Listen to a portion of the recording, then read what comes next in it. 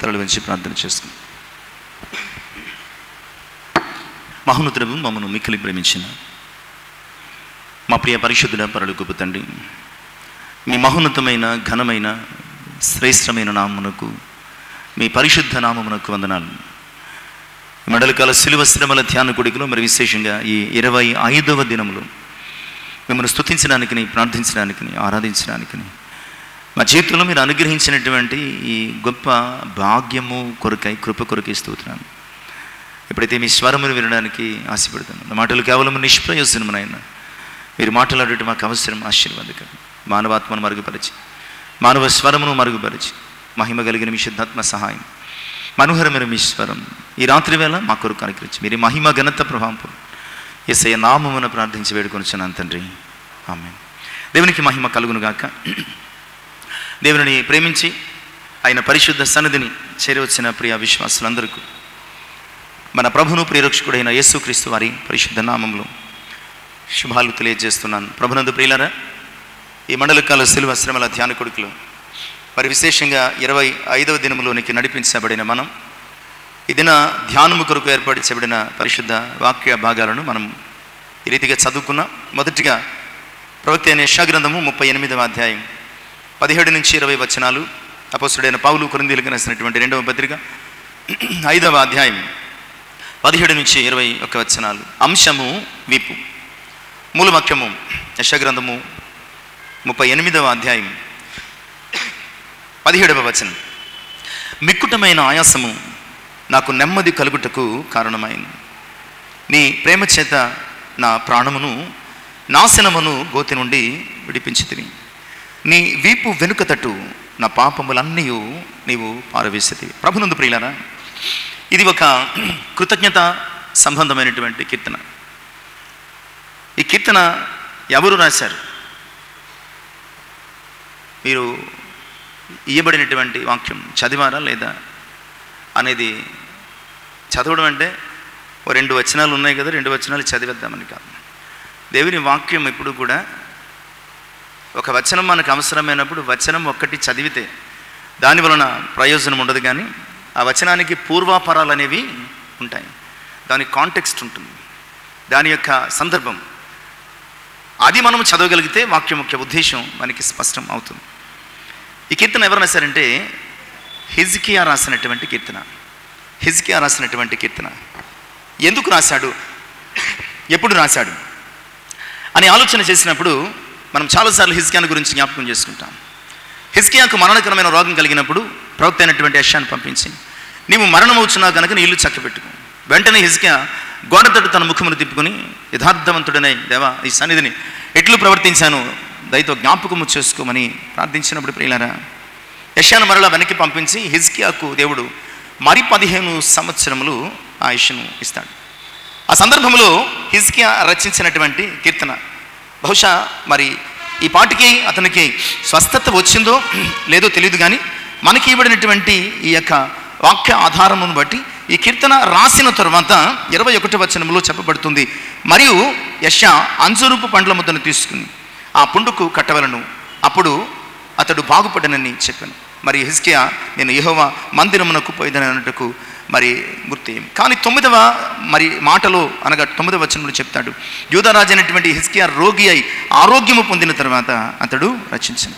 ఏది ఏమైనప్పటికీ ఇది ఒక కృతజ్ఞత సంబంధమైన దేవుని మేలును అనుభవించిన తర్వాత, దేవుని కృపను అనుభవించిన తర్వాత ఇక్కడ రాజు రాస్తున్నటువంటి ఒక కృతజ్ఞతాపూర్వకమైనటువంటి కీర్తన. ఇందులో చాలా విషయాలు ప్రియులారా, చాలా విషయాలు మాట్లాడుతూ ఈ 17వ వచనము వచ్చేసరికి తనకు కలిగిన ఈ ఆయాసం అంతటికీ కారణం దేవుడు అతనికి సిద్ధపరిచిన నెమ్మదే.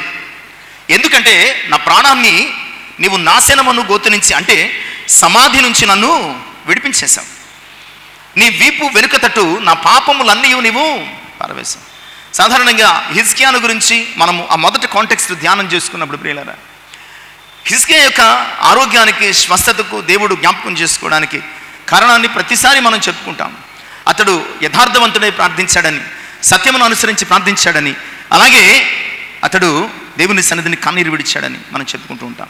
కానీ ప్రియులారా, ఇదే హిజ్కియా స్వస్థత పొందిన తర్వాత అంటున్నటువంటి మాట ఏమిటంటే నేను బతకడానికి కారణం నా యథార్థతనో, నా సత్యమో, నాకున్నటువంటి భక్తినో మరొకటో కాదు, కానీ నేను బతకడానికి కారణం నా చావునకు కారణమైనటువంటి నా పాపాలు. నువ్వేం చేసావంటే నీ వీపు వెనుక తట్టు పడేశావు. ఇక్కడ చాలా సుస్పష్టంగా అతడు ప్రార్థన చేశాడు, దేవుడు కన్నిటిని జ్ఞాపకం చేసుకున్నాడు. చాలా అద్భుతంగా ఎవరి జీవితంలో లేనటువంటి కార్యము దేవుడు 15 సంవత్సరాలు ఆయుష్ను ఇచ్చి మరణాన్ని వాయిదా వేశాడు. మరణాన్ని అంటే దేవుని యొక్క తీర్మానాన్ని, ఆయన నిర్ణయాన్ని మార్చుకొని హిజ్కియా విషయంలో మరణాన్ని వాయిదా వేశాడు. వీటన్నిటికీ కారణం మనం అనుకుంటే హిజ్కియా ప్రార్థన చేయడమని, అది కూడా యథార్థతతో ప్రార్థన చేయడమని, సత్యమును అనుసరించి ప్రార్థన చేయడమని, కన్నీరు విడిచి ప్రార్థన చేయడమని చాలాసార్లు మనం చెప్పుకుంటూ ఉంటాం. బట్ దానికంటే హిజ్కియా యొక్క సాక్ష్యం ఏమిటంటే నేను బతకడానికి కారణం ఏమిటంటే నా చావునకు కారణమైనటువంటి నా పాపాలు నువ్వేం చేసావంటే, ఎందుకంటే పాపము వలన వచ్చే జీతం ఏమిటండి? మరణము. కనుక నా పాపము నన్ను మరణానికి గురి చేసినప్పుడు, అయ్యా నా పాపాలను నీవు నాకు మరణకరమైనటువంటి, నాకు మరణము సంభవించడానికి కారణమైనటువంటి నా పాపాలను తీసి నీ వీపు వెనుక భాగంలో వేసేసుకున్నాం. ఇలా ఈరోజు అలా వేసుకుంటే మనం ఎలా ఉన్నాం అనమాట అండి. మన పాపాలన్నిటినీ దేవుడు ఆయన వీపు వెనుక భాగమున వేసుకుంటే ఈరోజు మనము దేవుని సన్నిధిలో ఇలా ముందు వరుసలో కూర్చోగలుగుతున్నాం. ఇది మనం జ్ఞాపకం చేసుకోవాల్సిన విషయం. ఇలా వీపు చాలా ప్రధానమైనటువంటి భాగం. ఇది అవయవం కాదు, వీపు అనేది ఒక అవయవం కాదు. అవయవాలు అంటే మనం చెప్తాం, అవయవాలలో వీపును మనం చెప్తామండి, వీపును మనం చెప్పం. వీపు అనే ఈ యొక్క ప్రదేశం, ఈ భాగం మనిషి శరీరానికి చాలా ప్రధానమైనది. ఎందుకంటే మనం బ్రతకడానికి, మనం నిలుచోడానికి, మనం ప్రతి యాక్టివిటీ చేయడానికి, మన బాడీలో ఈ ఫ్లెక్సిబిలిటీ అనేది రావడానికి ప్రధానమైనటువంటి వెన్నెముక వీపులోనే ఉన్నది.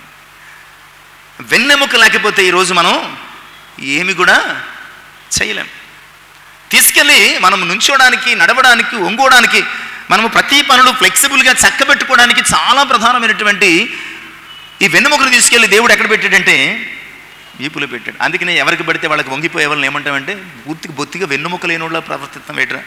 అసలు నీకు వెన్నెముక లేకుండా నువ్వు బ్రతుకుతున్నావు వేట్రా, నీకు వెన్నెముక లేదా అంటే ఎక్కడ పడితే అక్కడ లొంగిపోయేవారిని, ఎక్కడ పడితే అక్కడ లోబడిపోయేవారిని చూసి మనం ఇలాంటి మాటలు మాట్లాడుతూ ఉంటాం. ప్రియులారా, మనిషికి వెన్నెముక చాలా ప్రాముఖ్యం. అది కూడా ఎక్కడ పెట్టాడంటే దేవుడు వీపులో పెట్టాడు.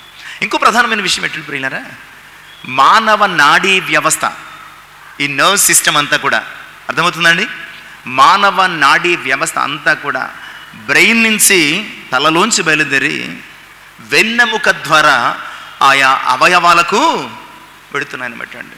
ఇవన్నీ కూడా ఆ వెన్నెముక లోపల ఉన్నటువంటి ఆ యొక్క ఖాళీ ప్రదేశం ద్వారా వెళ్ళి ఎక్కడి నుంచి చేతులకు వెళ్ళాల్సినటువంటి నరాలు చేతులకు వెళ్తాయి, మరి అక్కడి నుంచి గుండెకి వెళ్ళాల్సిన నరాలు, ఊపిరితిత్తులకు వెళ్ళాల్సిన నరాలు, కిడ్నీస్కి వెళ్ళాల్సిన నరాలు, చివరికి కాళ్ళు చేతులకు వెళ్ళాల్సిన నరాలు.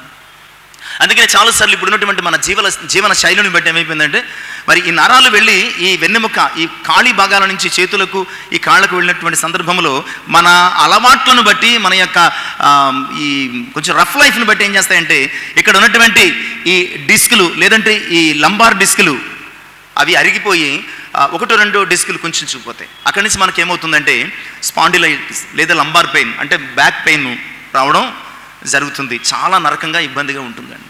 ఎందుకంటే అక్కడి నుంచి ఆ అవయవానికి పాస్ అయ్యే నరాలను ఈ 2 డిస్కులు ఏమవుతున్నాయండి కంప్రెస్ చేస్తున్నాయి, నొక్కేస్తున్నాయి. కనుక అక్కడి నుంచి బాధ వచ్చి చాలా ఇబ్బంది అవుతుంది. అంటే దీని గురించి ఎందుకు చెప్తున్నానంటే వీపు ఎంత ప్రధానమైనదో. అందుకని చూడండి, ఈ వీపు వెనక భాగాన మెడకు దెబ్బ తగిలినా, నడుముకు దెబ్బ తగిలినా ఇక మనిషి లైఫ్ లాంగ్ పనికిరాడు. ప్రియులారా, మెదడు ఎంత ముఖ్యమో వెన్నెముక కూడా అంతే ప్రధానమైనది. శరీరాన్ని యాక్టివ్గా ఉంచేది, శరీరంలో ప్రతి కదలికను నియంత్రించి ఆధారమైనటువంటి ప్రధానమైనటువంటి మాట. కనుక క్రైస్తవ జీవితానికి వెన్నెముక అనేది చాలా ప్రధానమైనది.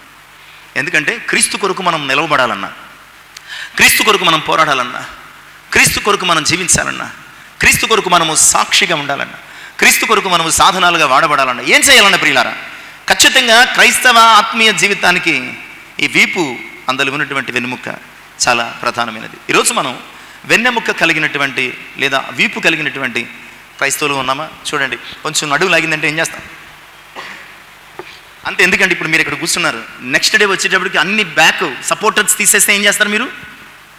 వెనకాల మీకు సపోర్ట్గా ఉన్నటువంటి బెంచెస్ బ్యాక్ సైడ్ ఉన్నటువంటి పార్ట్స్ అన్ని తీసేస్తే ఏం చేస్తారు? ఓ యుద్ధమే జరుగుతుంది ఇక్కడ. ఓ యుద్ధమే. పీటలు వేసేసారనుకోండి, స్టూల్స్ వేసేసారనుకోండి, ఏం జరుగుతుంది?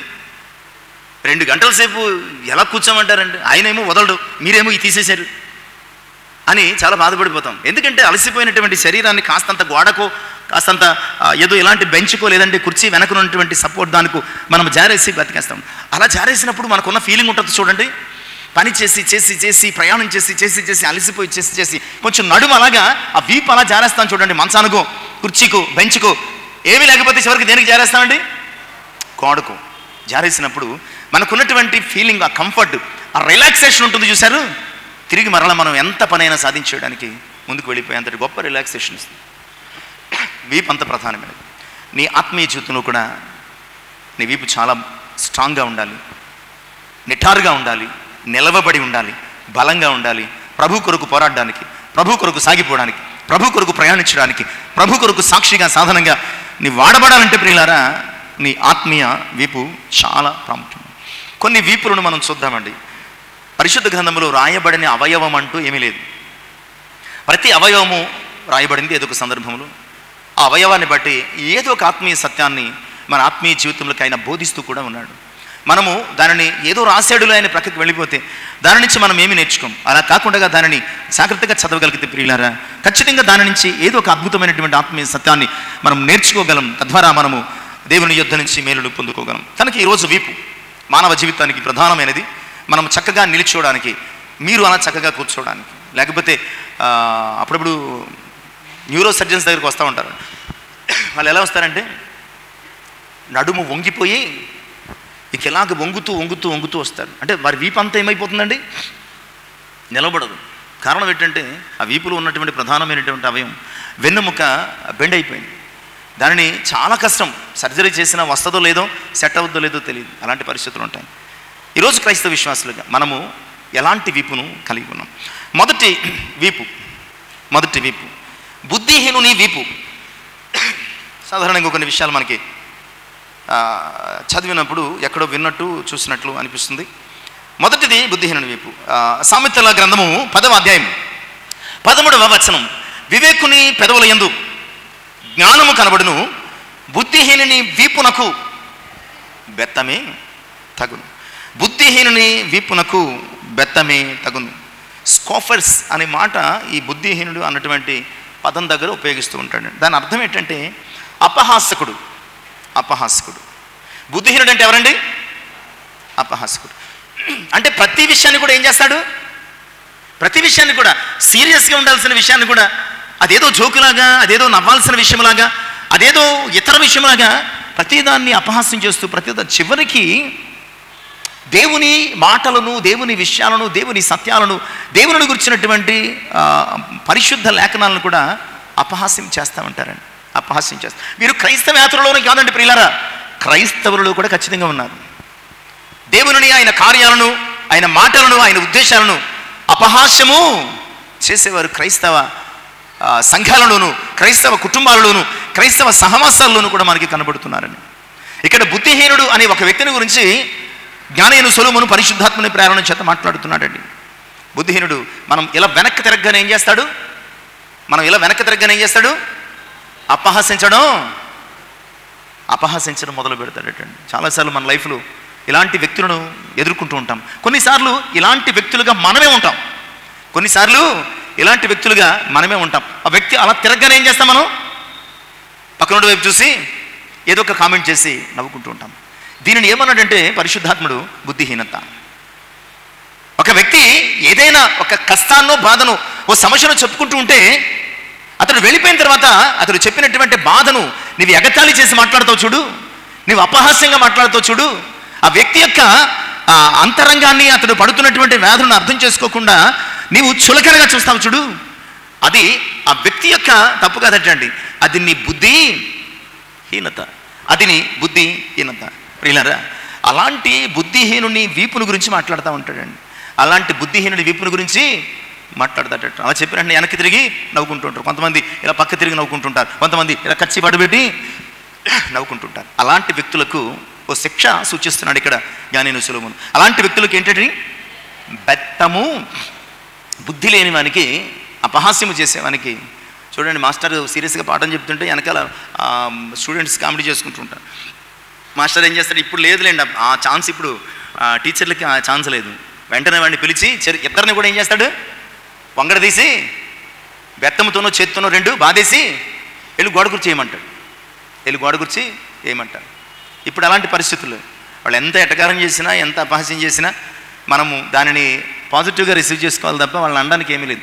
అలాంటి భయంకరమైనటువంటి స్థితిలోనికి సిస్టమ్ అనేది వెళ్ళిపోయింది. ప్రియులారా, మనము బుద్ధిహీనత కలిగి ప్రవర్తిస్తున్నప్పుడు, అపహాసకుల మీద జీవిస్తున్నప్పుడు మన వీపు బెత్తము యొక్క దెబ్బలకు గురి కావలసి ఉండగా ప్రియులారా, మన అపహాస్యాన్ని సిలువలో ఆయన భరించి మన కొరకు తన వీపు మీద ఏం తిన్నాడండి, కొరడా దెబ్బలు తిన్నాడు. నిజమే కదా. సిలువలో వెయ్యడానికి ముందు ఆ యొక్క మందిరములో ఆయన ఏం చేశారండి, కొరడాలతో కొట్టి తల మీద ముండకిరీటం పెట్టి రెల్లుతో దాని మీద మరలా కొట్టి ఆయనను ఉమ్మి వేసి అక్కడ ఉన్న సైనికులందరూ ఏం చేశారండి, అపహసించారు. నిజానికి ఈ యొక్క దెబ్బలు అపహాసకులుగా జీవిస్తున్నటువంటి మనం పొందాలి. దేవుని కార్యాలను అపహాస్యంగా చూస్తూ, దేవుని యొక్క తలంపులను అపహాస్యంగా చూస్తూ, దేవుని యొక్క ఆలోచనలు అపహాస్యము చేస్తూ, దేవుని యొక్క చిత్తాన్ని అపహాస్యము చేస్తూ లెక్క చేయకుండా ప్రియులారా జీవిస్తున్నటువంటి మనము పొందాల్సినటువంటి ఈ దెబ్బలు, ఈ శిక్ష, ఈ యొక్క స్థితిని దేవుడు తన ప్రియ కుమారునికి అనుగ్రహించి ఆ అపహాసపు దోషము నుంచి మనల్ని ఆయన విడిపించాడు. మనము చేసిన అపహాసం ఏమైందో తెలుసండి, ఆయన వీపునకు బెత్తముగా మారింది. కొరడా దెబ్బలతో ఆయన వీపు చీల్చబడింది అన్న సంగతిని దేవుని యొక్క వాక్యం ద్వారా జ్ఞాపకం చేస్తున్నాను. నిజమే. మత్తయి సువార్త 27వ అది దీనిని రుజువు చేస్తుందండి. మత్తయి సువార్త 27వ అధ్యాయం 26వ వచనం త్వరగా చూద్దాం, మిగిలిన అంశాలను వెళ్ళిపోదాం. 27, 26వ వచనం. అప్పుడు అతడు వారు కోరినట్టు, ఎవరు కోరారండి, అపహాస్యం చేసిన వారందరూ కోరారు. వారు కోరినట్లు బరబ్బను విడుదల చేసి యేసును కొరడాలతో కొట్టించి, ఈ దెబ్బలు మనవి, ఈ గాయాలు మనవి, ఈ బెత్తముతో కొట్టినటువంటి ఈ యొక్క నొప్పి మనము తీసుకోవలసి ఉండగా మన అపహాస్యానికి బదులుగా ఆయన అపహసించబడి మనము పొందాల్సినటువంటి ఆ బెత్తపు దెబ్బలు ఆయన ఇచ్చింది. ఈరోజు ఇంకా ప్రియులారా, మనం అపహాసకులముగా జీవిస్తూ ఆయనను మరలా మన అపహాసానికి ఆయన వీపును గాయాల పాలు చేస్తున్నామా ఆలోచించి అపహాస్యము అనే అపవాది యొక్క లక్షణాన్ని విడిచిపెట్టి మనము దేవుని యొక్క చిత్తంలోనికి నడిపించబడాలి. అందుకని మొదటి సంకీర్తనలో చెప్పారు కదండి, దుష్టుల ఆలోచన చొప్పున నడువక, పాపుల మార్గమున నిలువక. అపహాసకులు, విశ్వాసి భక్తుడు ఎక్కడ కూర్చోకూడదటండి, అపహాసకులు. ప్రియులారా, అపహాసకుని జీవితం చివరికి ఏమైపోతుంది, అపహాస్యము పాలైపోతుంది. అపహాస్యం పాలు. చిన్నప్పుడు కథ చెప్పేవారు. ఒక నాన్నతో కొడుకు పొలానికి వెళ్ళాడట. అది అటవీ ప్రాంతం. అసలు నాన్న నన్ను ప్రేమిస్తున్నాడా లేదా, నేనంటే ఎంత ఇష్టం, ఒకవేళ ఎలాంటి ప్రమాదంలో నన్ను పడితే మనకు అందరికీ తెలుసు నాన్న వస్తాడా లేదా అని. నాన్న పొలంలో పని చేసుకుంటే వీడు కొండ మీద ఎక్కడో ఉన్నాడు, చెట్ల దగ్గర ఎక్కడ ఉన్నాడు, గట్టికి కేకేశాడు, నాన్న పులి వచ్చేసింది. విన్నారు కదా, నాన్న పులి వచ్చేసింది. వెటకారం అనమాట ఊరకనే. నాన్న చాలా కంగారు పడ్డాడు, వెళ్ళి చూశాడు. వెంటనే పక్క నవ్వి, నాన్న ఊరకనే అన్నాను, నువ్వు వస్తావా లేదా. మరలా వెళ్ళిపోయిన తర్వాత కాసేపు ఆగి, నాన్న పులి వచ్చింది అన్నాడు. మళ్ళీ నాన్న పరిగెట్టుకొచ్చి నాన్న పులి అది అని చెప్పేసి కాపాడడానికి మళ్ళా పక్క నవ్వి, నాన్న ఆ ఇంటెన్షన్, ఆ ప్రేమని అపహాస్యం చేసి మళ్ళీ ఏమీ లేదు, పులి లేదు, ఏమీ లేదు, వెళ్ళిపోయినాను. మూడోసారి నిజంగా పులి వచ్చింది. నాన్న పులి వచ్చింది. అప్పటికే పని ఒత్తిడిలో ఉన్నటువంటి ఈ తండ్రి 2 సార్లు ఇతడు వెటకారం ఆడాడు కనుక 3వ సారి కూడా వెటకారమే ఆడుంటాడని చెప్పేసి వదిలేశాడు. పులి ఎత్తుకుపోయింది, కొడుకుని చంపేసింది. పిల్లరా, ఇలాంటి స్థితి మనది. ఇలాంటి స్థితిలో ఉండాల్సిన మన కొరకు తండ్రి 3వ సారి వదిలేశాడు. కానీ ఎన్నిసార్లు చెప్పినా అపహాస్యము చేసినటువంటి మనల్ని ప్రభువు విడిచిపెట్టలేదు. మన కొరకు ఆయన వీపును గాయాల పాలు చేసుకుని తన ప్రాణాన్ని మన కొరకు పెట్టి మనము ప్రభువు కొరకు నిటారుగా నిలిచే సాక్షులుగా, తల ఎత్తుకుని నిలిచే సాధనాలుగా ఆయన నిలిపాడు. కనుక ఒకవేళ ఇంకా అపహాసకునిగా మనము ఆయన కార్యాలను మరి చులకనగా చూస్తున్నామేమో జాగ్రత్త సుమ. ఇక 2వ రకపు వీపు. రెండవ రకపు వీపు మూర్ఖుని వీపు. మూర్ఖుని సామెతల గ్రంథము 26వ అధ్యాయము 3వ వచనం. గుర్రమునకు చబుకు గాడిదకు కళ్ళెము. మనం చెప్పుకున్నాం కదండి, మూర్ఖుని వీపునకు బెత్తం. మూర్ఖుని వీపునకు ప్రియులారా, మూర్ఖత అంటే మన బైబిల్లో ఫూల్ లేదా ఫూల్స్ అని అంటే ఒక రకమైన వెర్రితనం అన్నమాట. దీని గురించి భక్తుడు ఇంకో మారు చెప్తాడు, మూర్ఖుడు అంటే పశుప్రాయుడు, విచక్షణ లేనివాడు. అంతే కదండి, అసలు వినకుండగా ఏది పడితే అది చేసి ఇష్టానుసారంగా చేసేవాడిని ఏమంటే ఏంటో మరి అంత మూర్ఖత్వం ఏంటో అంటాం కదండి. వాడికి విచక్షణ ఉండదు, మంచి చెడులు తెలియవు. అలాంటి వ్యక్తిని చూసేమంటామంటే అంత మూర్ఖంగా బిహేవ్ చేస్తున్నావు ఏంట్రా అంటాం. ప్రియులారా, అలాంటి మూర్ఖుని వీపునకు ఏటండి దెబ్బలు అటండి. మూర్ఖుని వీపునకు దెబ్బలు. మూర్ఖత అంటే మాట వినని తత్వం. మూర్ఖత అంటే మాట వినని తత్వం. ఏ వేళలో కూడా, ఏ సమయంలో కూడా, ఏ సందర్భంలో కూడా అసలు మంచిని పట్టించుకోకుండా, మాటను వినకుండగా లెక్క లేనటువంటి స్వభావం అన్నమాట. లెక్క లేనితనం. ప్రియులారా, ఈ స్వభావం ఆనాడు ఇశ్రాయేలు ప్రజల్లో మాత్రమే కాదు, ఈరోజు క్రైస్తవులంగా మన జీవితంలో కూడా ఉన్నదండి. ఇశ్రాయేలు ప్రజల కొరకు దేవుడు చాలాసార్లు తన యొక్క ప్రజలను పంపించి, తన యొక్క ప్రవక్తలను పంపించి, తన భక్తులను పంపించి మాట వినమని వారికి ఎన్నిసార్లు చెప్పిన ప్రియులారా మరి వినలేదు. అంటే మాట వినని స్వభావము కలిగినటువంటి తత్వం, మాట వినని స్వభావం. ప్రియులారు గమనించండి, మాట వినకపోతే ఏం చేస్తాం?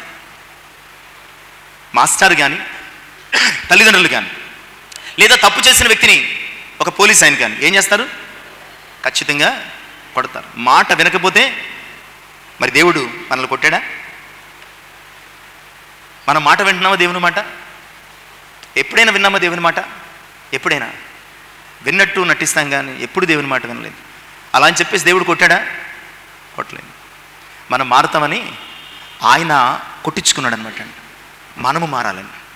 మాట వినని ఈ మూర్ఖపు స్వభావం కలిగినటువంటి మన వీపులకు గాయాలు తగలాల్సి ఉండగా, దెబ్బలు తగలాల్సి ఉండగా, లేదా బెత్తముతో కొట్టాల్సి ఉండగా, బెత్తంతో కొడితే ఎలా ఉంటుందండి? చర్మం అలా చిట్లిపోతుంది అనమాట. అలాంటి దెబ్బలు తినాల్సి ఉండగా ఆయన మనము మాట వినటం లేదని కొట్టడం మానేసేసి, ఆయన తన వీపును మన వీపు మీద కొట్టడం మానేసేసి ఆయన తన వీపును కొట్టడానికి ప్రతిగా అప్పగించుకొని మన యొక్క మూర్ఖతకు ఆయన ప్రాయశ్చిత్తము చేశారు. మన మూర్ఖతకు ఆయన శిక్షను అనుభవించారు. మన మూర్ఖతకు ఆయన దెబ్బలు గాయాలు పొందారు. ఇలాంటి ప్రేమ లోకంలో చూడగలమా ప్రియులారా? మన నిజానికి మనం చేసిన వాటన్నిటికీ కూడా మన వీపు ఏమైపోవాలంటే దెబ్బలమయమైపోవాలి, రక్తపుమయమైపోవాలి, రక్తపు ముద్దగా మారిపోవాలి. కానీ ఒక్కొక్క నేరానికి మనము చేసినటువంటి ఆ నేరానికి మన వీపుకు దెబ్బలు, మన వీపుకు బెత్తము, మన వీపుకు కొరడాలు, మన వీపుకు గాయాలు తగలాల్సి ఉండగా చివరికి మూర్ఖులమైనటువంటి మన కొరకు కూడా ప్రియులారా ఆయన తన వీపున దెబ్బలు భరించి మనల్ని విమోచించారు అన్న సంగతిని. మూర్ఖత ఎలా ఉంటుందంటే ప్రియులారా, దేవుడు దెయ్యం అనేది ఉండదు, తమాపరా అనే భేదం ఉండదు. ఒక ఎగ్జాంపుల్, ఒక వ్యక్తిని మనం పరిశుద్ధ గ్రంథంలో చూడగలిగితే దినవృత్తాంతాల 2వ గ్రంథం 26వ అధ్యాయం 16 నుంచి 19 వచనాల్లో ఉజ్జియా అని ఒక రాజు ఉండేవాడండి. తెలుసా మీకీనా? తెలుసా? ఎలా తెలుసు అంటే యెషయా గ్రంథం 6వ అధ్యాయంలో కనబడుతుంది ఈయన పేరు. అక్కడ రాజు అయినటువంటి ఉజ్జియా మృతి పొందినటువంటి మొదటి సంవత్సరం అని అక్కడ యెషయా దర్శనములో చెప్తూ ఉంటాడు. ఈయన యూదారాజు. ప్రియులారా, ఇతడు బాగా స్థిరపడ్డాడు, మనస్సును బాగా గర్వించాడు. దేవుడు ఏంటి, దెయ్యం ఏంటి, రాజును నేనేమైనా చేయగలను అని చెప్పేసి ధూపం వేయడానికి ఎక్కడికి వెళ్ళిపోతున్నాడు? బలిపీఠం దగ్గరికి వెళ్ళిపోతున్నాడు, ధూపవేదిక దగ్గర. అక్కడ ఇంచుమించుగా 80 మంది యాజకులు అడ్డు పెట్టారు. ఇది నీకు తగదు, ఇది నీ పని కాదు, నీవు రాజువు కావచ్చు, ఏమైనా కావచ్చు, ఇది యాజకుల పని, ఇది నీకు మంచిది కాదు అంటే ఈ ఉజ్జి ఏం చేశాడు తెలుసా? మూర్ఖత్వంతో వారిని గెంటుకొని ఆ ధూప వేదుకున్న స్థలానికి వెళ్ళిపోయి చెయ్యి చాచాడండి. చెయ్యి చేస్తే ఏమైంది? చెయ్యి. ప్రియులరా, మన మూర్ఖత మనకు కాని రోగాన్ని తీసుకురావలసి ఉండగా, మన మూర్ఖత మనము కఠినమైనటువంటి శిక్షను, బాధను అనుభవించాల్సిన భారంగా మన ఎదుట ఉండగా ప్రియులారా, మన పక్షముగా ఆయన దేవుని సన్నిధిని చేరి సజీవ యాగముగా తను తాను అప్పగించుకొని మనల్ని ఆయన విడిపించాడు. ఇది మన ఎడల క్రీస్తు యేసు వారికి ఉన్నటువంటి ప్రేమ. అట్టి ప్రేమను అనుభవించిన మనం ఇంకా ఆయన మాట వినకుండా మూర్ఖంగా ఉందామా? లేదంటే ఆయన మాట విని ఆయనకు సంతోషాన్ని కలుగు చేద్దాం. ఎందుకంటే మాట వినే కుమారుడు తండ్రికి ఏం కలుగు చేస్తాడండి? సంతోషాన్ని కలుగు చేస్తాడు. ఇక మూడవ రకపు వీపు చూద్దాం. మూడవ రకపు వీపు. ఈ వీపు వంగిన వీపు. రోమపత్రిక 11వ అధ్యాయము 10వ వచనం. రోమపత్రిక 11వ అధ్యాయం. వారు చూడకుండానట్లు వారి కన్నులకు చీకటి కమ్మును గాక, వారి వీపును ఎప్పుడు వంగిపోవునట్లు చెయ్యి. వారి వీపును ఎప్పుడు వంగిపోయినట్లు. వీపు ఎప్పుడు వంగిపోతుందంటే ప్రియులరా, నడుము మీద ఇన్నాళ్ళ క్వింటాల బస్తా మోసేవారు, గుర్తుందా? క్వింటాల బస్తా ఈజీగా మోసేసేవారండి. మన పూర్వకాలపు పితరులు బలంగా ఉండేవారు, మోసేసారు, లారీలోంచి దింపేసేవారు, కాటా వేసిన చోట నుంచి తీసుకెళ్ళిపోయారు, చాలా బలంగా ఉండేవారు. వారు మోసినప్పుడు ఏం చేస్తారండి? ఇలా మోయలేరు. ఇలా మోయగలరా? మోస్తే గ్రిప్ ఉండదు పట్టుకోవడానికి. వాళ్ళు కొంచెం బెండ్ అయ్యి ఇలాగా 2 చేతులు వెనక్కి పెట్టి బస్తా యొక్క చివరలు అవి నారతో చేసిన బస్తాలు, ఇప్పుడులాగా ఈ బస్తాలు కానీ పట్టుకుని ఆ వీపుని ఎలా ఉంచి వీపు మీద వేసుకుని తీసుకెళ్ళిపోయారు. ఎప్పుడు వంగుతుందంటే వీపు మీద బలమైనటువంటి బరువేదో పెట్టినప్పుడు, వీపు మీద శక్తికి మించినటువంటి భారము ఏదో పెట్టినప్పుడు. ఇక్కడ ఎవరు ఈ వంగిన వీపు కలిగిన వారు అని వాక్యము సెలవిస్తుందంటే 7 నుంచి 9 వచనాలు, ఇదే 11వ అధ్యాయం. అలాగైనా ఏమగును, ఇశ్రాయేలు వెదుకున్నది ఏదో అది వారికి దొరకలేదు, ఏర్పాటు నందిన వారికి అది దొరికింది. తక్కిన వారు కఠిన చిత్తులైరి.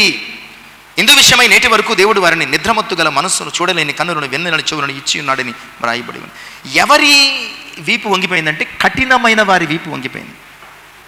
వారు ప్రభు మాట వినకుండగా వారి హృదయంలో కఠినము చేసుకుని వారి వీపు మీద ఒకదాని తర్వాత ఒకటి పాపపు భారాన్ని పెట్టేసుకున్నారు. వారు దేవుని మాట వినకపోవడం చేత వారి వీపు మీద ఏం కూర్చుందండి? ఎక్కి దెయ్యం కూర్చుంది. వారి వీపు మీద ఏం కూర్చుంది? దెయ్యం కూర్చుంది. చూద్దాం లూకాసు వార్త 13వ అధ్యాయం 11 నుంచి 13 వచనాలు. లూకాసు వార్త 13వ అధ్యాయం 11 నుంచి 13 వచనాలు. ఆయన సమాజ మందిరంలో బోధించుచుండగా 18 సంవత్సరాల నుంచి నడుము వంగిన స్త్రీ అక్కడికి వచ్చింది.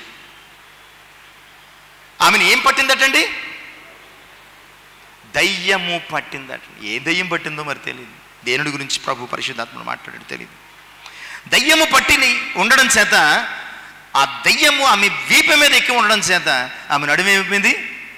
వంగిపోయింది. నిజమే ప్రియులారా, మనము చాలాసార్లు లోకానికి, పాపానికి, దయ్యానికి మనము దాస్యము చేస్తూ ఉండడం చేత అది మన వీపు మీద ఎక్కి ఎక్కి ఎక్కి ఎక్కి స్వారీ, గుర్రం మీద మనం స్వారీ చేసినట్లు మన వీపు మీద ఎక్కి స్వారీ చేయగా చివరికి ఏమైపోయామంటే మన వీపులు దాని దాస్యానికి వంచేసాం, దాని శక్తికి వంచేసాం. అలాంటి స్త్రీని ప్రభువు చూచి ఆ దయ్యాన్ని వెళ్ళగొట్టి ఆమెను ముట్టగా ఆమె ఏమైందండి? ఆమె చక్కగా, ఆ లూకాసు వార్త 13వ అధ్యాయం 11 నుంచి 13 వచనాలు చూస్తే తెలుస్తుందని, చక్కగా నిలిచిందట. ఆమె ఎలా నుంచింది? చక్కగా నిలిచింది. ప్రియులారా, నిజమే, మనము కూడా మన పాప భారం అనేది ఉంది కదా, అది మన వీపు మీద పెట్టగా వంగి దాన్ని మొయ్యాల్సినటువంటి మనం ఇంచుమించుగా 180 కేజీలు ఎంతో ఉన్నట్టండి ఆ సిలువ బరువు. ఆ సిలువ మన వీపు మీద మోపగా మనం కూడా ఏం చేయాలండి? వంగి వంగి మోయాల్సిన వారమై, వంగిపోవలసిన వారు ఉండగా మనము మోయాల్సినటువంటి ఈ సిలువ ఉంది చూశారు, దానిని ఆయన మనపక్షంగా తాను మోసి ఆయన సిలువ సన్నిధిలో మనల్ని ఎలా నుంచోబెట్టాడో తెలుసండి? నిటారుగా నుంచోబెట్టాడు. ఆ సిలువ కలువరిగిరిలో సిలువ వేసినప్పుడు ఆయన ఎదుట ఉన్నవారందరూ కూడా ఎలా నుంచున్నారు? ఎలా నుంచున్నారండి? ఇలా తల పైకెత్తి. అది మన పట్ల ఆయన చేసిన పని. ఆయన సిలువ సన్నిధిలో మనము మొయ్యాల్సిన సిలువ, మనం వంగిపోవలసిన స్థితిలో ఉండి ఆయన మన కొరకు వంగిపోయి ఆ సిలువను మోసి కలువరిగిరిలో నింగికి నేలకు మధ్య వేలాడుతున్నప్పుడు ఆయన సిలువను చూస్తున్న మనల్ని ఆయన ఎలా నిలబెట్టాడో తెలుసా? నిటారుగా తల ఎత్తుకుని చూసేవారుగా నిలబెట్టాడు. ఆయన సిలువ పాపము మనల్ని బానిసలను చేసి మన నడుమును వంగగొడితే, మన పాపముల నిమిత్తమై ఆయన మోసినటువంటి సిలువ మనల్ని విలువైన వారిగా తలనెత్తుకునేటట్టు చేసి మనల్ని నిటారుగా నించోబెట్టింది. నిటారుగా నించోబెడితే ఇంకా మనము పాపానికి వంగిపోయి పాపపు దాస్యము చేస్తూ ఆయనకు ఆయాసాన్ని కలుగు చేస్తున్నామా ఆలోచించండి. ఎన్ని వీపులు చూసామండి ఇప్పుడు? ఏమేం వీపులు? బుద్ధిహీనుని వీపు, మూర్ఖుని వీపు. మన వీపు ఏంటో ఒకసారి ఇంటికి వెళ్ళి అద్దంలో చూసుకుందాం. మన వీపు ఎలా ఉందో ఒకసారి అద్దంలో చూసుకుందాం. ఏమండి, అద్దంలో చూసుకుంటే మనం ఎలాంటి వీపును కలిగి ఉన్నామో ఇంటికి వెళ్ళి అద్దంలో చూసుకోబోయారు. నేను చెప్పింది వాక్యం అనే అద్దంలో చూసుకోమన్నాను. వాక్యాన్ని పరిశుద్ధాత్ముడు దేంతో పోలుస్తున్నాడు? అద్దముతో పోలుస్తున్నాడు. వాక్యం అనే అద్దములు మనం చూసుకోగలిగితే మన వీపు ఎలా ఉండొచ్చు మనకి స్పష్టంగా అర్థమవుతుంది. ఇక ప్రియులరా, 4వ రకపు వీపు నిర్లక్ష్యపు వీపు. నిర్లక్ష్యపు వీపు. ఇర్మియా గ్రంథము 2వ అధ్యాయం 27వ వచనాన్ని మనం చదువు. వారు నా తట్టు ముఖము తిప్పు కనుక వీపునే త్రిప్పుకొని, చాలండి ఆ మాట చాలు. వారు నా తట్టు ముఖము త్రిప్పు కనుక వీపునే త్రిప్పుకొనిరి. మనం ఎవరైనా ఏదైనా మాట చెప్తున్నారనుకోండి, మనము వాళ్ళు చెప్తున్నప్పుడు వెనక్కి తిరిగిపోయామనుకోండి, దాన్ని ఏమంటారు? నిర్లక్ష్యము, లెక్కలేనితనం. దేవుడు కూడా తన ప్రజలతో చాలా మాటలు చెప్పాడండి. నా మాట వినండి, రండి, నా యుద్ధ నేర్చుకోండి, నా మాట వింటే మీరు బ్రతుకుతారు, శ్రేష్టమైనటువంటి పదార్థాలను అనుభవిస్తారు, నా మాట వింటే మీరు జీవిస్తారు, ఆత్మీయ ఫలములను అనుభవిస్తారు, నా మాట వింటే మిమ్మల్ని భూలోకం మీద బలమైనటువంటి జనాంగంగా చేస్తాను, మీ ఎదుట ఎవడు నిలవలేకుండా చేస్తాను. ఎన్నో ఎన్నో అద్భుతమైన విషయాలు ప్రవక్తల ద్వారా, దైవజనుల ద్వారా, ఆయా వ్యక్తుల ద్వారా, యాజకుల ద్వారా మాట్లాడాడు. ప్రియులారా, ఇశ్రాయేలు ప్రజలతో ఎన్నిసార్లు దేవుడు మాట్లాడినా చెప్పినా వారి వీపు ఏం చేశారటండి? వెనక్కి తిప్పేశారట. వారు ఆయనతో చూడలేదటండి. వారు ఆయన వైపు చూడకుండా వెనక్కి తిప్పారట. ప్రియులారా, అందుకును వారిని గురించి ఏమన్నాడంటే వారు నిర్లక్ష్యపు వీపు కలిగిన వారు. ఇర్మియా గ్రంథం 32-33లో, ఇర్మియా గ్రంథము 32-33లో ఇంకొక మాట, వారు నిర్లక్ష్యపు వీపుని గురించి మాట్లాడు. నేను పెందలకడనే లేచి వారికి బోధించినను వారు నా బాధ అంగీకరించకపోయిరి. వారు నా తట్టు ముఖము తిప్పుకొనక వీపునే. నేను పెందలకడనే వారి దగ్గరికి ప్రవక్తలను పంపించాను. ప్రతి ఉదయం లేచి వారికి చెప్పాను, బోధించాను, గద్దించాను. వారు మాట వినలేదు. వారు నా వైపు ముఖము తిప్పుకొని మారు మనసు పొంది రక్షించబడకుండా వారు ఏం తిప్పారంటే నా వైపు ముఖము తిప్పారు, నా వైపు వీపు తిప్పారు. ప్రియులారా, ఈరోజు మనము ఎలాంటి స్థితి కలిగి ఉన్నాం? దేవుడు మనతో మాట్లాడుతున్నప్పుడు, దేవుడు మనల్ని గద్దిస్తున్నప్పుడు, దేవుడు మనల్ని తన వాక్యం చేత సంధిస్తున్నప్పుడు, తాను మనల్ని సరిచేయడానికి ప్రయత్నిస్తున్నప్పుడు మనము ఆయన వైపు ముఖం తిప్పుకొని మనము ఆయన మాట విని వారంగా ఉన్నామా, లేదంటే వీపును త్రిప్పి ఆయనకు ఆ కోపాన్ని పుట్టించే వారంగా ఉన్నామా? ఆలోచించండి ప్రియులారా. అందుకనే హోషేయ గ్రంథంలో చక్కని మాట 6వ అధ్యాయంలో 14వ అధ్యాయం చూద్దాం. 14వ అధ్యాయం 1వ వచనం నుంచి, ఇశ్రాయేలు, నీ పాపము చేత నీవు కూలితివి గనుక నీ దేవుడైన యెహోవా తట్టు తిరుగు, మాటలు సిద్ధపరచుకుని యెహోవా ఎదుకు తిరుగుడి. మీరు ఆయనతో చెప్పవలసినదేమనగా, మా పాపములను నీవు పరిహరింపు, ఎడ్లకు బదులుగా నీవు మాకు పెదవులను అర్పించుచున్నాము, నీవు అంగీకరింపదగినవి. మీరు తిరగండి. ఇప్పటి వరకు లోకం తట్టు తిరిగారు, ఆయన మాటను పెడచెవిని పెట్టారు. ఇప్పటి వరకు లోకం తట్టు తిరిగారు, ఆయన మాటను లెక్క చేయాలి. నిర్లక్ష్యంతో ఆయనకు గాయాన్ని, మన నిర్లక్ష్యపు గాయాలు ఆయన వీపునకు తగిలేయండి. మన నిర్లక్ష్యపు గాయాలు ఆయన వీపునకు తగలగా ఆయన వీపు మరి రక్తపు ముద్దలాగా మారిపోయింది. ఈరోజు ఇంకా మనము ఆయన మాట్లాడుతుంటుంటే మన వీపును ఆయన వైపు తిరిగే అంతటి నిర్లక్ష్యంతో ఉన్నామేమో ఆలోచించుకోండి. ఆయన మాటను లక్ష్యము చేసిన ఎడల అది మీకు మేలు అని వాక్యం సెలవిస్తుంది. ఆయన మాటను లక్ష్యం చేస్తే ఏంటంటే మనకు మేలుకరము అన్న సంగతిని వాక్యం జ్ఞాపకం చేస్తుంది. ఇక 5వ రకపు వీపును గురించి ఆలోచన చేద్దాం. భారము మోస్తున్న వీపు. మత్తయి సువార్త 11వ అధ్యాయం 28వ వచనం. ప్రయాసపడి భారము మోసుకొని చిన్న సమస్య జనులారా నా దగ్గర. ఇక్కడ వీపు అని చెప్పకపోయినా ప్రతి భారము ఎలా మోస్తామండి మనం? వీపు మీద పెట్టుకునే కదా. ప్రయాసపడి భారము మోసుకొని చిన్న సమస్త జనులారా మీరు నా ఎద్దుకు రండి. భారం ఏదైనా కావచ్చు. ఈరోజు ప్రియులారా, మన వీపులు అరిగిపోతూ ఉన్నాయి. మన వీపులు లిటరల్లీ ఫిజికల్గా మన వీపులు అరిగిపోతున్నాయి. భారం మోసి మోసి మోసి మెడ డిస్కులు అరిగిపోతున్నాయి, అలాగే నడుము డిస్కులు కూడా అరిగిపోతున్నాయి. ఈరోజు ఈ ప్రాబ్లం 90% ఆఫ్ పీపుల్కి ఉంది. ఈ స్పాండిలైటిస్ కానీ లంబార్ పెయిన్స్ కానీ ఎక్కడ చూసినా ఇవే. భుజం లాగుతుందండి, నడుము లాగుతుందండి, కాళ్ళు లాగుతున్నాయండి, ఎక్కడ చూసినది. కారణం ఏంటంటే ప్రియులారా, మనము ఈ లోక సంబంధమైనటువంటి కుటుంబ భారాన్ని, కుటుంబ బాధ్యతను మోసి మోసి మోసి మన మెడ నరాలు, మన నడుము యొక్క నరాలు అరిగిపోయింది. ఇక్కడ కూడా ఆయన అంటున్నాడు, ప్రయాసపడి భారము మోసుకున్న సమస్య. అది పాప భారం కావచ్చు, లేదంటే మరొక భారం కావచ్చు, నీ వ్యక్తిగత భారం కావచ్చు, కుటుంబ భారం కావచ్చు, ఏ భారమైనా సరే ప్రియ ప్రభువుకు పిలుపునిస్తున్నారు. ప్రయాసపడి అంటే ఈ లోకంలో ప్రతి ఒక్కడు కూడా తన వీపున ఏ భారం మోస్తున్నాడండి? ప్రయాస భారం. ఎక్కడిది ఇది అంటే ఆదికాండము 3వ అధ్యాయంలో వారు పండు కోసుకుని తిని దిగంబరులుగా ప్రభు వచ్చినప్పుడు భయపడి దాక్కున్నప్పుడు వారిని పిలిచి ఏం చేశారంటే, వారు సాకులు చెప్తున్నప్పుడు దేవుడు వారిని ఆ ప్రయాసకు అప్పగించాడండి. దేవుడు వారిని దేనికి అప్పగించాడు? ప్రయాస. ఇదిగో నువ్వు ప్రయాసతో గర్భము ధరించి పిల్లల్ని కంటాం. ఇదిగో నువ్వు ప్రయాసతో భూమిని దున్ని విత్తనం వేసి పంటలు పండిస్తాం. ఆ ప్రయాస ఈరోజు ప్రభువు వచ్చే వరకు మనతో మనమచ్చు. ప్రభు అంటున్నాడు, ప్రయాసపడి భారం మోసుకుని నా దగ్గరికి రండి, నేను మీకు విశ్రాంతిని ఇస్తా. మీ మీద ఉన్నటువంటి ఆ ఏదైనా సరే ఆ ప్రయాస యొక్క కాడిని తీసివేసి నా కాడిని మీద మోపుతాను. నా కాడి ఎలా ఉంటుందంటే అది చాలా సులువుగా ఉంటుంది, చాలా తేలిగ్గా ఉంటుంది. అది మీకు మరింత విలువను ఇస్తుంది. మార్కు సువార్తలో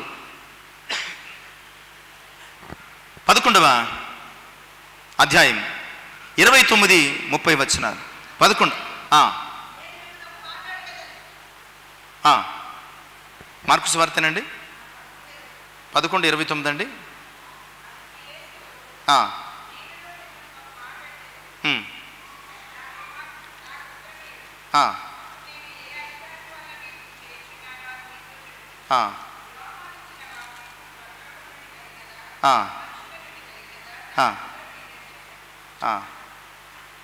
11వ అధ్యాయం 7-8 వచనాలండి. వారు ఆ గాడిద పిల్లను యేసునొద్దకు తోలుకుని వచ్చి తమ బట్టలను దానిపైన వేయగా ఆయన దాని మీద కూర్చుంటుంది. చాలండి. ప్రయాసపడి భారం మోసుకొని చిన్న సమస్య జనులారా నా ఎద్దుకు రండి, నేను మీకు విశ్రాంతి ఇస్తాను. ఈ గాడిద మునుపు ఏం మోసిందండి? ఏం మోసింది? యజమాని దాన్ని అడగలేదు. తన అవసరం మేరకు గాడిదను వాడుకున్నాడు. తన అవసరం మేరకు గాడిదను వాడుకున్నాడు. బట్టలే పెట్టాడు, బరువులే పెట్టాడు, రాళ్ళే మోయించాడు, రప్పలే మోయించాడు, ఏం మోయించాడో తెలియదు. మోసి మోసి మోసి అలసిపోయింది.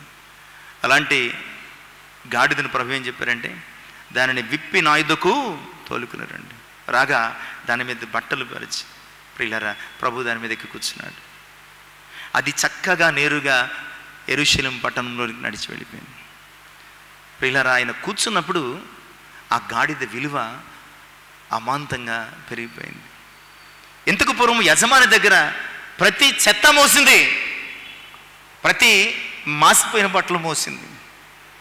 అది గాడిదగానే చూశారు. కానీ ఒక్కసారి ప్రభు ఎక్కిన తర్వాత, ఎక్కడానికి సిద్ధపడిన తర్వాత దాని మీద చక్కటి బట్టలు పరిచారు. దాని మీద ప్రభు కూర్చుని వెళుతుంటే ప్రభువును స్తుతిస్తున్నారు. మోసిన గాడిద ధన్యం అయిపోయింది. ప్రియులారా ఈరోజు నీ ప్రయాస భారాన్ని మోయడానికి నీ జీవితం అంతా వెచ్చిస్తున్నావా, లేదంటే ప్రభువును మోయడానికి సిద్ధపడుతున్నావా? నీ ప్రయాసతో నీవు భారంగా కదులుతూ ఉంటే మనకు గాడిదలకు పెద్ద తేడా లేదు. అదే నీ వీపున ప్రభువును మోయగలిగితే, ప్రభు సాక్ష్యాన్ని మోయగలిగితే, ప్రభు సువార్తను మోయగలిగితే, ప్రభువును మోయగలిగితే కనుక ఆ గాడిద ఘనపరచబడినట్లు, ఆ గాడిద మరి కొనియాడబడినట్లు మనం కూడా కొనియాడబడతాం. ఒక కథ చెప్పేవారు, గుర్తుందో లేదు, ఈ టైంలోనే మట్టలాదివారం టైం. ఈ గాడిదట మొదటి రోజు ప్రభు ఇప్పిన తర్వాత ప్రభువు దగ్గరికి వచ్చిన తర్వాత ఎక్కి వెళుతుంటే పువ్వులు, బట్టలు, ఆకులు, కొమ్మలు, మట్టలు పరిచి ఆ బట్టల మీద నడిపించారట గాడిద నడిపించారట. గాడిద అనుకుందట అంతా అయిపోయిన తర్వాత కూర్చుని ఇంటికి వెళ్ళి ఇదంతా నా ఘనతే అనుకుందట అండి. ఇదంతా ఏమనుకుందట? నా ఘనతే అనుకుని ఉదయమే లేచి మళ్ళీ ఈరోజు వెళ్తాను, ఈరోజు కూడా నాకేమవుద్ది, ఘన స్వాగతం లభిస్తుంది అని వెళ్ళిందట. యెరూషలేం ఆ లోపలికి అడుగు పెట్టగానే ఏం చేశారో తెలుసా అండి? జనాలు రాళ్ళుతో కర్రలతో కొట్టడం ప్రారంభించారట. ఎందుకు అంటే ప్రభువుని ఎక్కించుకొచ్చావు కనుక నీకు ఘనస్వాగతం, ప్రభువును బట్టి నీకు ఘనస్వాగతం లభించింది. ఇప్పుడు మా దృష్టికి నువ్వు ఎవరము? గాడిదవే. గాడిద అపవిత్రమైన జంతువు కనుక యెరూషలేం పట్టణంలోనికి దానికి ప్రవేశం లేదు. ఈరోజు నీకు నాకు విలువ ఎప్పుడు అంటే మన భారాన్ని మోసుకున్నప్పుడు కాదు, మన భారాన్ని మోసి మన కొరకు తన ప్రాణం ఇచ్చిన ప్రభువును మన బ్రతుకులో మోసినంతకాలం, ప్రభువును మన జీవితంలో మోసినంతకాలం, ప్రభువు కొరకు మన జీవితాన్ని సమర్పించుకున్నంత కాలము మాత్రమే మనకు విలువ, గౌరవం ఉంటుంది. ఈ విషయాన్ని గమనించాలి. ఆరవదిగా దోష భారమును మోయు వీపు. దోష భారమును మోయు వీపు. 38వ సంకీర్తన 4వ చరణం. 38వ సంకీర్తన 4వ చరణాన్ని మనం చదువు. నా దోషములు నా తల మీదుగా పొర్లిపోయినవి, నేను మొయ్యలేని బరువు వలె అవి నా మీద మోపుడు. ఎవరంటున్నారండి ఈ మాటలు? కీర్తనకారుడు దావీదు అంటున్నాడు, నా దోషములు నా తల మీదుగా పొంగి పొర్లిపోయాయి, అవి నేను మోయలేని బరువు వలె నా మీద మోపడు. దావీదు చేసినటువంటి ఒక చిన్న తప్పిదం, తద్వారా దేవుని ఉగ్రత, దేవుని యొక్క కోపము అతని తల మీదుగా పొర్లిపారిందటండి. ప్రియులారా, అతని వీపు మొయ్యలేనంత భారము మోసిందటండి. అందువలనే అతడు జబ్బు చేత అతని వీపుని ఏం చేశాడో తెలుసా అండి? పరుపునకు అంటుకునేలాగా చేశాడు. చాలా కాలం మంచం నుంచి అతడు లేవలేదటండి. కారణం ఏంటంటే అతడు చేసినటువంటి అతడు చేసినటువంటి దోషము యొక్క భారము ప్రియులారా దావీదు యొక్క వీపున పడగా అతడు వీపు పైకి ఎత్తలేని వానిగా చాలా కాలం దేవుడు మరలా జ్ఞాపకం చేసుకొని కనికరించి క్షమించి తిరిగి స్వస్థపరిచే వరకు దావీదు వీపు భారముతో మంచాన్ని అంటుకొని పోయిందటండి. పిల్లరా, మంచాన్ని అంటుకోపోవలసినటువంటి మన వీపులను తన మహిమ చేత బలపరిచి తన కొరకు నిలిపినటువంటి మనం ఎలాంటి స్థితిలో ఉన్నామో ఒకసారి ఆలోచించాం. ఇక చివరి అంశానికి నడిపించబడదామండి. చివరి అంశానికి నడిపించబడదాం. 6 రకాల వీపులు చూసాం. ఏమేమి వీపులు అండి ఇవి? ఏమండి? బుద్ధిహీనుని వీపు, మూర్ఖుని వీపు, వంగిన వీపు, అమ్మా నిర్లక్ష్యపు వీపు, భారం మోసిన వీపు, దోషము మోసిన వీపు. ఇక చివరి వీపు ఏంటంటే దున్నబడిన వీపు. చివరి వీపు దున్నబడిన వీపు. 129వ సంకీర్తన 129వ సంకీర్తన 3వ చరణం. దున్నువారు నా వీపు మీద దున్నిరి, వారు చాళ్లను పొడుగుగా చేశారు. చాలాసార్లు మనం గుడ్ ఫ్రైడే రోజున ఖచ్చితంగా ఈ మాటను జ్ఞాపకం చేసుకుంటాం. దున్నువారు నా వీపు మీద ఏం చేశారటండి? దున్నేశారు. ఇది ఎవరు రాశారో తెలియదు, కానీ ప్రభు యొక్క శ్రమానుభవమును గురించినటువంటి అద్భుతమైనటువంటి దృశ్యాన్ని మన కళ్ళ ముందు పెడుతున్నట్టండి. ఆయన వీపును ఏం చేశారంటే, ఎందుకు ఆయన వీపును ఎలా చేశారంటే ఇప్పటివరకు చెప్పుకున్నాం కదా, 6 రకాలైనటువంటి వీపులు మనము పొందాల్సిన దెబ్బలు. బుద్ధిహీనత, మూర్ఖత, ప్రతిదానికి లోబడిపోయే స్థితి, లేదా నిర్లక్ష్యము, లేదా భారాన్ని లేదా దోషాన్ని మోస్తున్నటువంటి వీపులు కలిగిన వారంగా, ఇట్టి స్థితిని మన వీపునకు దెబ్బలుగా, శిక్షగా, బెత్తంగా మరి పొందాల్సినటువంటి మనము ఆ పాపమునకు దాసులమైండగా మన పక్షంగా ప్రియులారా ఆయన మన పాప శాప దోష భారం అంతటిని సిలువగా మోసి ఆయన వీపుని ఏం చేశాడంటే దున్నిన చాళ్ళగా. ఎప్పుడైనా విత్తనం వేసేటప్పుడు పొలాలను చూసారా మీరు? ఇంకా మనకి స్పష్టంగా కనిపించాలంటే మెరక పొలాలను చూస్తే బాగా అర్థమవుతుందండి. ఈ మన దిగువ పొలాలను చూస్తే నీరు పెట్టేస్తారు కనుక పెద్దగా అవి కనిపించం. మెరక పొలాలను చూస్తే ప్రియులారా, మెట్ట పొలాలను చూస్తే అవి నాగలి పెట్టి దున్నుతారండి. దున్నినప్పుడు ఎలా ఉంటుందంటే ఒక అద్భుతమైన చిత్రకారుడు ఒక పెయింటింగ్ వేసినట్లుగా ఆ చారలన్నీ ఎలా ఉంటాయండి, నేల మీద పొడవుగా చారలు ఉంటాయండి. అంటే ఆ నాగలి చేత ఆ భూమిని దున్నాడు. ఎందుకంటే విత్తనం వేయడానికి, ఎందుకంటే అది ఫలించడానికి, వీడికి తిండి రావడానికి. మన ఆత్మలు కూడా ఫలించాలని ప్రియులారా, మన ఆత్మీయ జీవితాలు కూడా ఫలించాలని, పాపం అనే రాళ్ల చేత నిండిపోయి మన వీపులు వంగిపోయి ఉండగా, మనలో ఫలములు వచ్చే అవకాశం లేకుండా ఉండగా ప్రియులారా, ఆయన మన ఆత్మలు ఫలించాలని తన వీపును దున్నించుకున్నాడండి. తన వీపును దున్నించుకొని తన శరీరంలో ఉన్నటువంటి ప్రతి రక్తపు బిందువును మన కొరకు కార్చి ఆ రక్తపు ప్రోక్షణలో మన ఆత్మీయ జీవితాలను తిరిగి ఏం చేశాడండి, చిగురింప చేశాడు. కనుక దున్నిన వీపు, మన వీపులు దున్నబడాల్సి ఉండగా, మన వీపులు గాయపడాల్సి ఉండగా, మన వీపులు ఆ ఘోరమైనటువంటి ఆ కొరడా దెబ్బలకు, ఆ సిలువ శిక్షకు గురి కావలసి ఉండగా ప్రియులారా, ఆయన వీపును మనకు అడ్డంగా పెట్టి ఆయన పొందాల్సినటువంటి మనం పొందాల్సిన దెబ్బలు ఆయన పొంది మనల్ని విమోచించారు అన్న సంగతిని దేవుని యొక్క వాక్యం ద్వారా జ్ఞాపకం చేస్తున్నాను. ప్రభునందు ప్రియులారా, మరొక మాటను ఈ సందర్భంలో మనం చదువుకునే ప్రయత్నం చేద్దామండి. మరి యొక్క మాట యెషయా గ్రంథము 50వ అధ్యాయం 6వ వచనం. యెషయా గ్రంథము 50వ అధ్యాయం 6వ వచనం. కొట్టువారికి నా వీపును అప్పగించాను. మనల్ని కొడుతుంటే ఆయన తన వీపు అప్పగించాడట. అందువలన ఆయన వీపు దున్నిన సాలవలే మారిపోయింది. ఈరోజు ప్రియులారా, ఈ మాట వింటున్నటువంటి మనం ఎలాంటి స్థితి కలిగి ఉన్నాం, ఎలాంటి అనుభవాన్ని కలిగి ఉన్నాం? దేవుని సన్నిధిలో మన కొరకు దున్నబడిన వీపు కలిగి, మన కొరకు రక్తం కాచినటువంటి యేసుక్రీస్తునందు మనము ఫలించే వరంగా ఉన్నామా? ఆయన సువార్త కొరకు జ్వలించే వరంగా ఉన్నామా? లేదా ఆయన మరి మహిమ కొరకు ఉజ్వలంగా ఆయన కొరకు వాడబడే వారంగా ఉన్నామా? ఏ రీతిగా ఉన్నామా ఆలోచించండి. ఇంకా మన వీపున పాపభారాన్ని మోసే వరంగా ఉంటే ఇక మనల్ని లోకంలో బాగు చేసేవాడు ఎవరు లేరు. అలా కాకుండా మన పాపాన్ని తన వైపుపై మోసినటువంటి ప్రభు యొక్క కృపలో మనం ఆయన కొరకు జీవించగలిగితే కనుక, ఆయన కాడి మన మీద పెట్టుకోగలిగితే కనుక, ఆయన కాడి ఎలాంటిదటండి? ఆయన కాడి సులువైనది, తేలికైనది.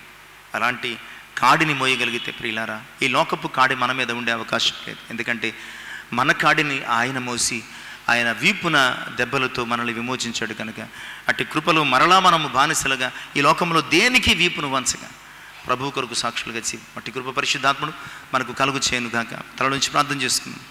మహోన్నతుడైనటువంటి మా ప్రియ పరిశుద్ధుడా, మీ మహిమ కలిగిన పరిశుద్ధమైనటువంటి నామమును పొందుతున్నాను. మరి కుమార్ మానవ శరీరంలో ఒక భాగమైనటువంటి వీపును గురించి మాట్లాడారు. మా వీపు పాపపు కాడిని మోస్తుందా, దోషపు కాడిని మోస్తుందా, శాపపు కాడిని మోస్తుందా, లేదంటే ఈ లోక అధికారైనటువంటి సాతానును మోస్తుందా? అయ్యా ఇదిగో ప్రభా, మా వీపును ఆ భారము నుంచి విమోచించి మీ వీపున గాయాలు పొంది మమ్మల్ని నాయన మీ సిలువ సాన్నిధ్యములో చక్కగా నిలువబెట్టినటువంటి అయా ఇదిగో మీ కృపను బట్టి వందనాలు. తిరిగి మరల లోక పాపానికి దాసులమైపోయి అయా మేము లోక దాస్యానికి వంగి జీవించకుండగా మీ కొరకు నాయన అయా మీ సాక్షులుగా నిలువుగా నిటారుగా చక్కగా లేచి నిలిచండి. ఈ లోకానికి మిమ్మల్ని చూపించడానికి సహాయం చేయండి. విన్న వాక్యము అయా ఇదిగో ప్రభా మరి మా హృదయములు ఫలింపు చేసి మేము చక్కగా లేచి నిలిచి మీ కొరకు సాక్షులుగా జీవించే కృపను నడిపించు. యేసయ్య నామమున ప్రార్థించి విని ఇప్పుడు అడిగి వేడుకొనిచున్నాను తండ్రి, ఆమేన్. దేవునికి మహిమ కలుగును గాక. దేవుడు దీవించి